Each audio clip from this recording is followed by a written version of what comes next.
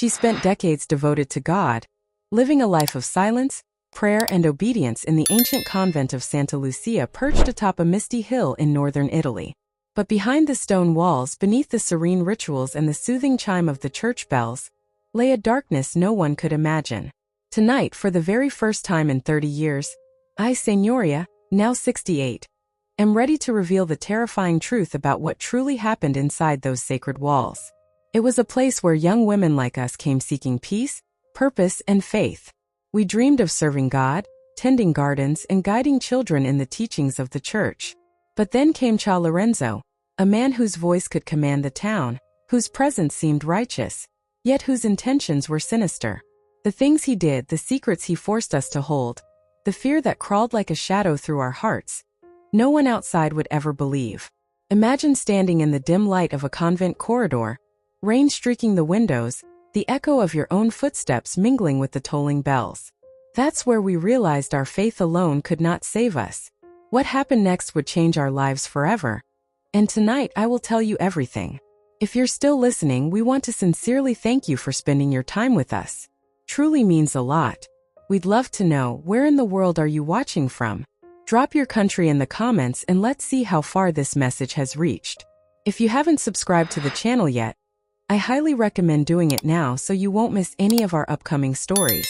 These aren't just ordinary stories, they're filled with meaningful life lessons that can inspire, teach, and stay with you long after the video ends. Hit that subscribe button and join our growing community. My name is Senoria. I am 68 now, but decades ago I was a young novice stepping through the heavy wooden doors of Santa Lucia, a convent nestled on a quiet hill in northern Italy. The stone walls, covered with creeping ivy, held the whispers of generations of nuns, and every morning the church bells echoed across the misty valley, calling us to prayer. The air was fragrant with lavender from the gardens I tended, a small solace in our disciplined, secluded life. I was not alone. There were 4 others who became like sisters to me. Clara, timid and gentle at 20. Isabella, older and brilliant, always lost in theological texts. Teresa, wise and nurturing, whose hands created bread and meals that warmed the villagers. And Lucia, vibrant and full of laughter, teaching children the lessons of faith.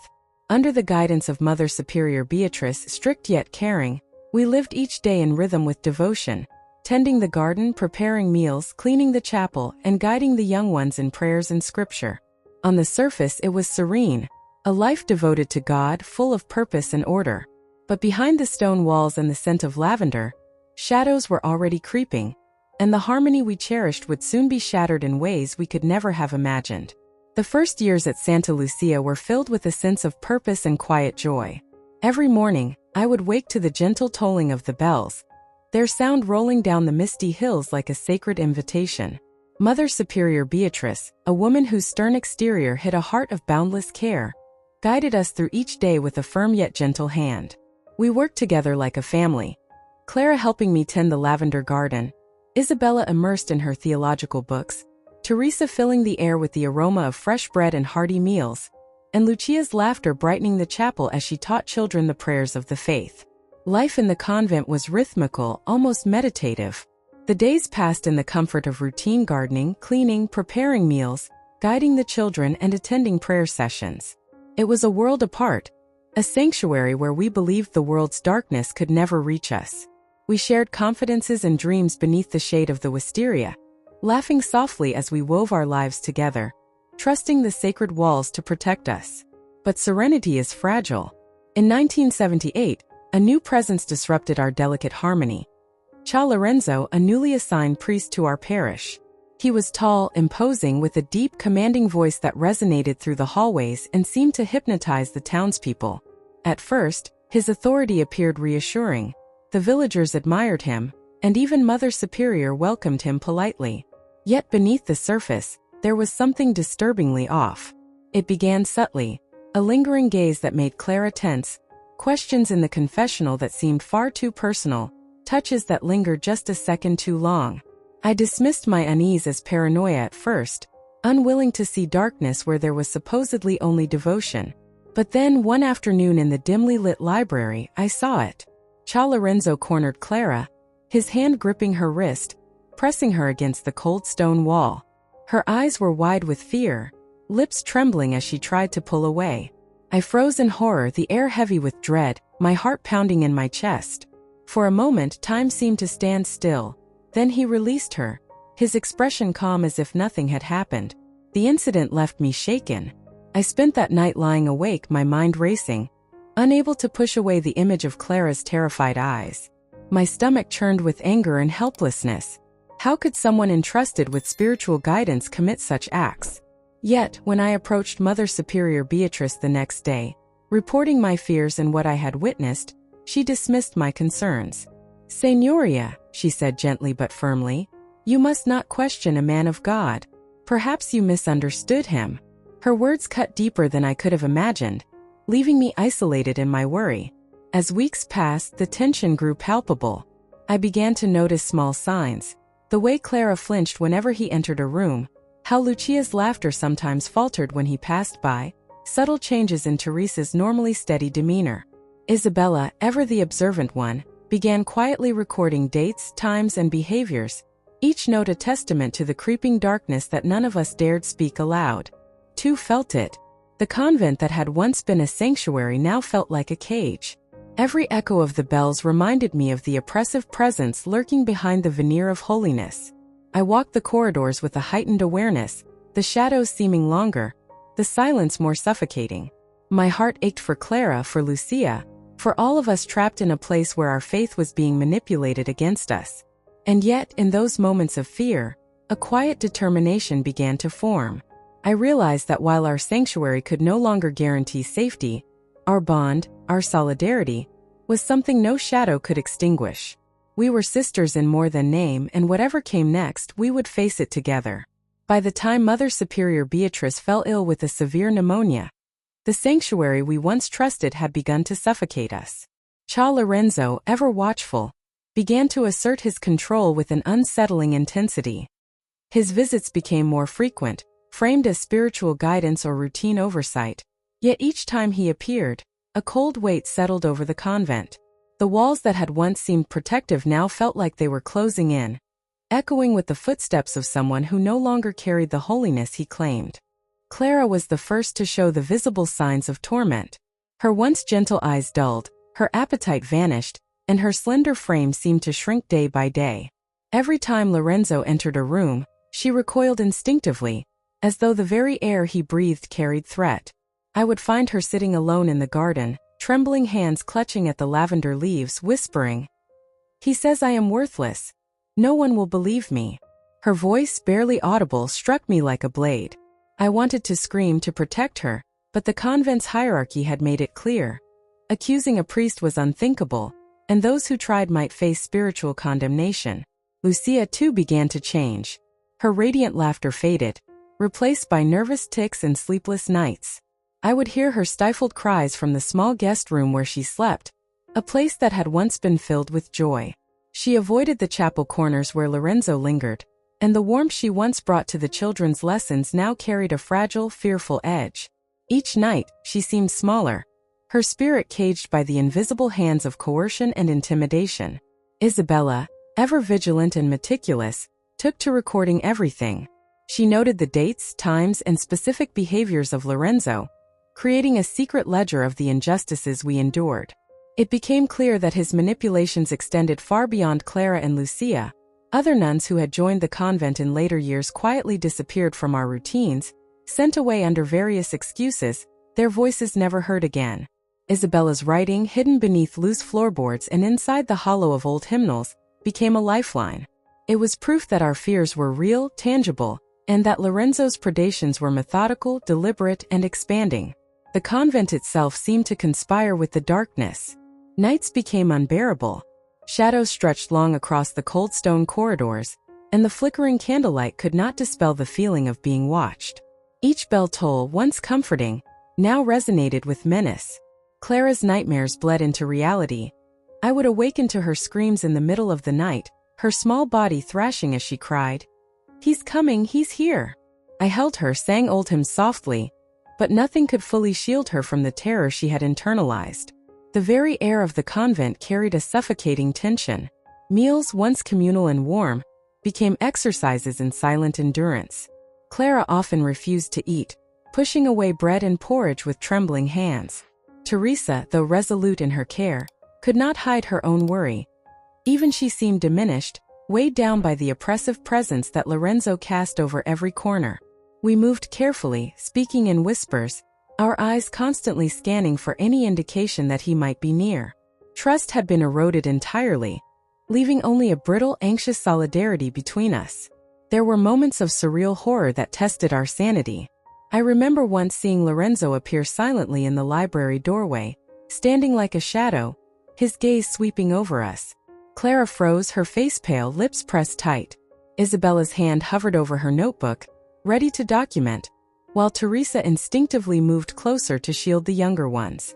Even I, hardened by years of devotion, felt a primal fear take hold. It was not just the danger of physical violation, it was the manipulation, the quiet, corrosive erosion of our spirits. In the evenings, when the convent was cloaked in darkness, I would sit in the garden under the stars, clutching my shawl, feeling the weight of helplessness pressing down. I thought of all the nuns who had come before us, imagining their struggles, their silences, and wondered how many had endured similar horrors behind closed doors. Yet amidst the despair, a quiet determination began to grow inside me. We could not allow this to continue. Our faith, twisted and exploited as it had been, must somehow become the fuel for courage rather than submission. The shadow over Santa Lucia was no longer an abstract fear. It was tangible, pervasive, and all-consuming. Each day that passed with Lorenzo asserting his dominance, each night of terror and isolation, cemented the understanding that survival required more than devotion. It demanded action, cunning, and the courage to reclaim our lives from a darkness that hid behind sanctity. And it was in that suffocating gloom that the seed of escape took root, a plan born not of rebellion, but of survival, solidarity, and the unyielding belief that no sacred vow should justify the suffering of the innocent. By the time we realized that remaining in Santa Lucia meant certain psychological torment, the four of us, Senoria, Clara, Isabella, and Teresa, knew we had to act. The convent that had once promised sanctuary had become a cage, and the shadow of Cha Lorenzo's presence was inescapable. We met in secret, in the damp, musty cellar beneath the convent, where the scent of aging wine and stone masked our whispered plans. The air was heavy with fear, but also with a fragile, determined hope. "I can't just sit here and watch them break us," Isabella murmured, her eyes darting toward the flickering candle. She carefully unfolded the small notebook she had been keeping for months, filled with detailed observations of Lorenzo's behavior. "If we wait any longer, he will destroy Clara entirely, and Lucia too. We must leave while we still can." Clara shivered, clutching her shawl around her thin shoulders. "But if we go, what about our vows? What if we fail God?" Her voice trembled, and I could see the internal struggle tearing at her. Teresa's hands rested firmly on Clara's shoulders. "Faith does not demand we endure evil. God does not want his daughters to suffer under the hands of a monster. If we leave to protect ourselves and each other, that is obedience to God, not betrayal." Her voice, firm yet gentle, seemed to reach Clara's heart. Slowly, the younger nun nodded, tears glistening on her lashes. Even Lucia, hesitant at first, whispered, "Perhaps this is what God would want." We had one ally, Giovanni, a widowed farmer who supplied the convent with vegetables. He had lost his own daughter to abuse in a distant convent and, upon learning of Lorenzo's actions, agreed to help us escape. He identified a section of the convent wall, hidden by thick ivy, that overlooked a narrow ledge descending toward the forest. Under that cover, he had concealed a rope ladder and promised to wait with a wagon at the forest's edge to carry us to safety. The night of our escape arrived on September 15, 1980. Rain poured in relentless sheets, drumming against the convent roof like a warning.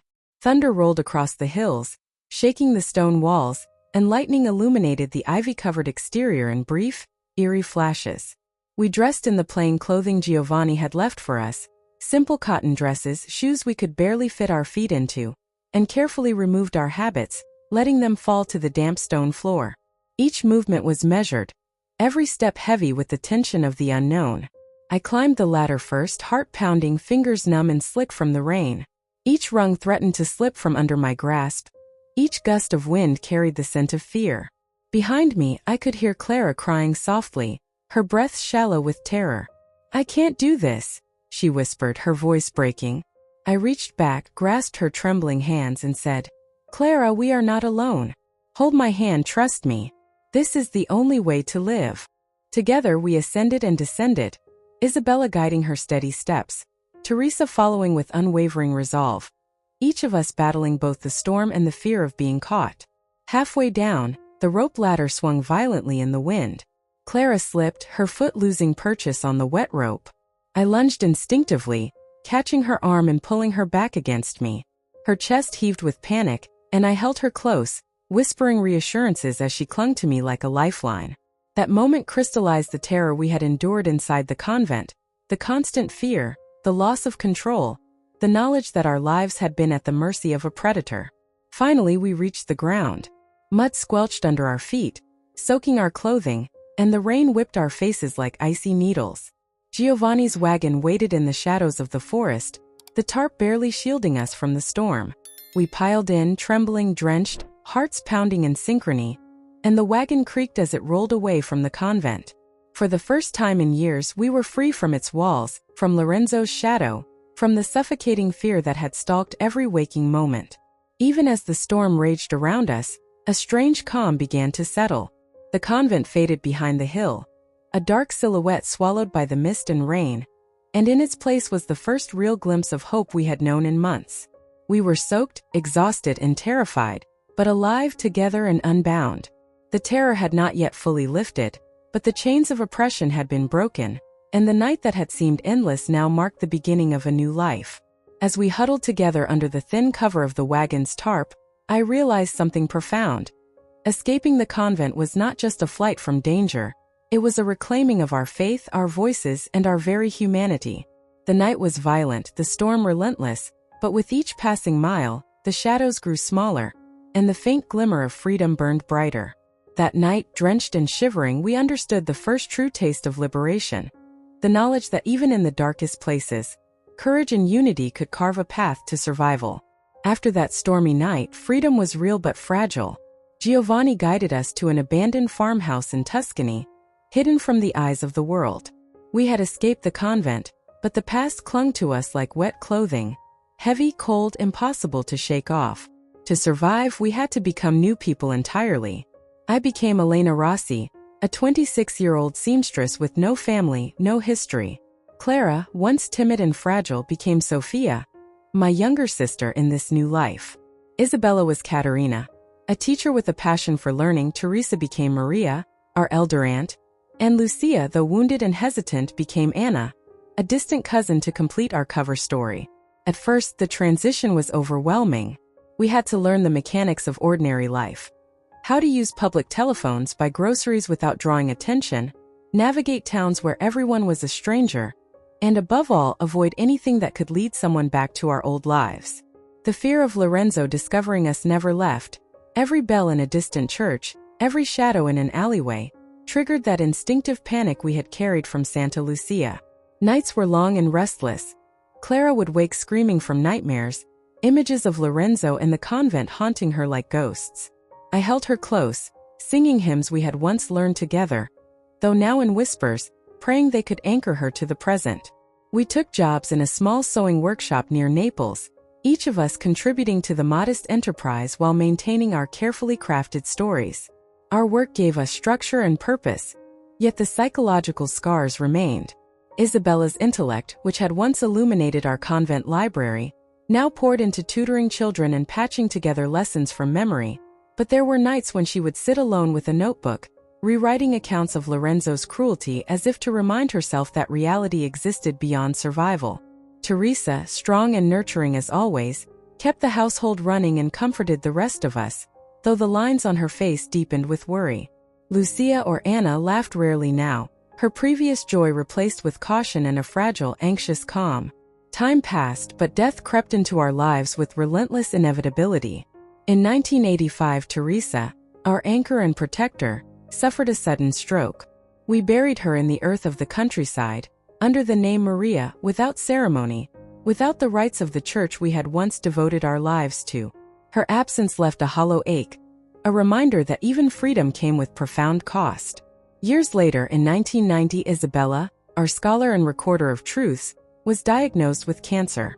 She fought bravely, continuing to teach, to nurture, and to document the shadows of the past until her final year, when she entrusted me with her journal and whispered with a weak, trembling voice, "Elena, one day speak the truth.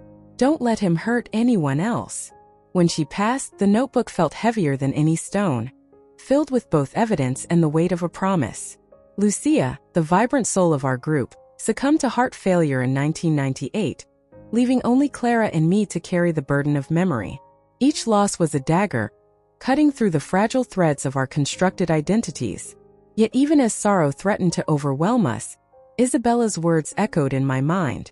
Our lives were no longer merely about survival. They were about keeping the truth alive, about honoring those who had perished, and protecting the living from the darkness that had once ruled our days. Clara, now Sofia, gradually found fragments of happiness. She married a kind man, raised children, and allowed herself to experience joy again, though the shadows of her past never fully vanished. I remained in a small village in Piedmont, opening a modest sewing shop. Life became quieter, slower, but the vigilance never left me. Every customer, every familiar street, every ringing church bell reminded me of the vows we had broken not in faith, but in necessity. I lived quietly, yet my mind was never at rest, for the memory of Lorenzo, the man who had exploited the sacred trust of our lives, remained a specter, a cautionary figure in our ongoing story. Despite the fear, despite the grief we endured, each act of daily life, each stitch in the fabric I mended, each comforting word to Clara was a testament to the resilience of those who had once been trapped in shadows. Our promise to Isabella, to reveal the truth when the time was right, remained a guiding light, a moral compass that sustained me through decades of ordinary but fragile existence. In those 30 years of anonymity, we learned the endurance of the human spirit. We learned that trauma could be managed, memories could be survived, and that life, even when built on the ruins of terror, could still harbor hope. We grieved, we healed, and we carried forward the stories of Teresa, Isabella, and Lucia, keeping their voices alive in the quiet spaces of our hearts. And through it all, one unbroken thread tied us to our former lives: the unshakable resolve to confront the evil we had endured, and to ensure that the darkness would not claim another innocent soul. Years had passed, yet the shadow of Lorenzo's deeds had never fully faded from my mind. By 2010, the news of his failing health reached me. An ominous stroke had weakened him, leaving the once imposing figure frail and vulnerable.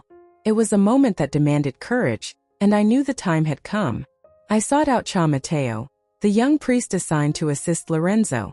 He carried a quiet wisdom, and I sensed in him a moral compass untainted by the corruption that had thrived under Lorenzo's influence. Introducing myself as Sister Senoria, I told Matteo everything: our escape, the years of silence, and the evidence meticulously recorded by Isabella. I handed him her notebook, pages filled with dates, observations, and accounts of cruelty.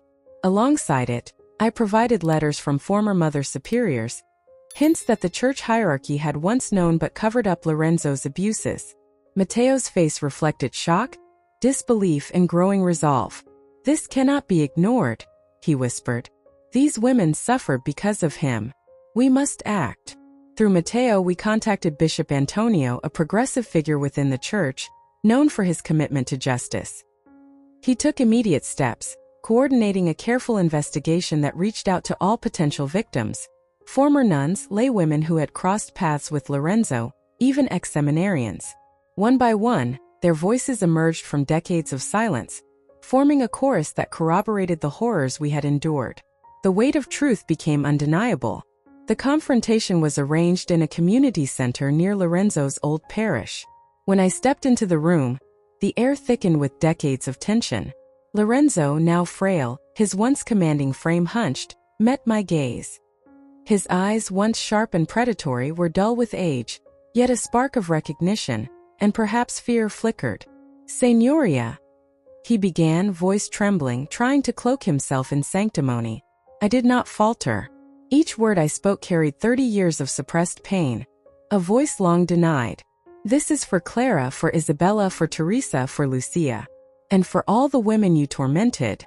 The truth cannot be hidden any longer." I placed Isabella's notebook and the letters on the table between us, a silent testament to the years of fear and suffering. As the testimonies poured in, the room filled with emotion, grief, anger, and vindication. Former nuns recounted the subtle manipulations, the cruel intimidation, the systematic abuse that had been cloaked in ritual and authority. Lorenzo's lips moved, but his words were feeble, unconvincing. He attempted denial, claiming misinterpretations, yet each account stripped away his defenses, revealing the full extent of his misdeeds. The years of terror and silence could not withstand the collective weight of truth. The drama of the moment was palpable. Lorenzo's gaze darted from face to face, trying to regain control, but the strength was gone. His hands shook, his voice faltered, and the facade of the pious priest crumbled. He was confronted not just by me, but by a chorus of survivors whose pain he could no longer dismiss. I felt a mixture of relief, fury, and sorrow. Relief that justice was unfolding, fury at the decades stolen from us, and sorrow for the innocence lost. Finally, Bishop Antonio declared the outcome. Lorenzo was stripped of his clerical duties. His influence dismantled. He was to live out his remaining years isolated, under observation, incapable of harming another soul. In the months that followed, news of his seclusion spread, confirming that he would die alone, stripped of the power he once wielded so ruthlessly. He passed in 2015, a shadow of the man who had terrorized our convent, a reminder that time and truth eventually demand their reckoning. The encounter left me changed. The confrontation, the faces of survivors, and the exposure of decades of abuse created closure that had long been denied. It was not the end of pain. We carried scars, but it was the beginning of a restored sense of justice. Lorenzo's reign of fear had ended, replaced by acknowledgement, support, and the affirmation that even the most hidden injustices could be confronted. In the quiet afterward, I reflected on the journey from the shadows of Santa Lucia to this room filled with voices demanding accountability. It was a testament to resilience, to courage, and to the unyielding power of truth. I had returned not for revenge but for justice, for the women who had no voice, and for the integrity that had been trampled by corruption. In that confrontation I understood finally. The past, no matter how dark, could be illuminated, and even those who suffered in silence could reclaim their narrative. After decades of fear, silence, and loss, I finally found a sense of purpose beyond survival. With Sofia by my side, I established the Santa Lucia Center, a sanctuary for women escaping violence and oppression. The name carried the weight of our past, honoring the convent that had once imprisoned us and the friends we had lost along the way. The center became a place where voices long silenced could speak freely, where fear could be transformed into strength, and where women could reclaim their lives with dignity and courage. Each day, I witnessed the resilience of those who had suffered in silence, women who arrived broken, uncertain, and wary of trusting anyone again. I saw their faces light up as they shared their stories, their voices trembling at first, then growing stronger with each word. Sofia, who had endured horrors as Clara in the convent, became my greatest ally. She shared her experiences openly, offering guidance, empathy, and reassurance to those navigating the aftermath of trauma. Her laughter returned, gentle yet full of conviction, and her family life flourished as a living testament to the power of healing. Watching her hug her children, hearing her speak with joy about her husband and household, I realized that happiness, once thought impossible, could exist even after profound suffering. The work was not easy. Every success was hard-won, and the weight of memory sometimes pressed heavily upon us. But with each woman helped, with each life restored, the pain of the past began to transform into purpose. The Santa Lucia Center became more than a refuge. It became a symbol that even in the darkest circumstances, courage, solidarity, and truth could prevail. Through this journey, one lesson remained unshakable. Do not let anyone steal your voice. Silence may seem like safety, but it is a trap that allows injustice to persist. The truth, no matter how deeply buried, has a way of rising. It cannot be contained forever, and when it emerges, it carries with it the power to heal, to liberate, and to restore balance. As I walk through the garden of the center, past 4 small stone markers honoring Teresa, Isabella, Lucia, and Clara, I feel their presence, not as ghosts, but as witnesses and companions in our ongoing journey. They remind me that courage is not the absence of fear, but the choice to act in spite of it. Every story shared, every life rebuilt, every survivor who finds strength within herself is a victory over the shadows that once held us captive. Sofia and I often speak to groups of women together, telling them, "Your voice matters. Your story matters. No one can take that from you unless you allow them to." And as I look into their eyes, I see hope rekindled, resilience awakened, and the unyielding spirit of those who refuse to be broken. The past may be filled with darkness, but the future is ours to shape.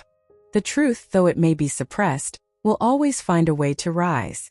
And in that truth lies power, justice, and ultimately the promise of renewal. Do not let anyone steal your voice. The truth may be buried, but it will always find a way to rise. If this story touched you, don't forget to like, share, and subscribe to support more stories of courage and resilience.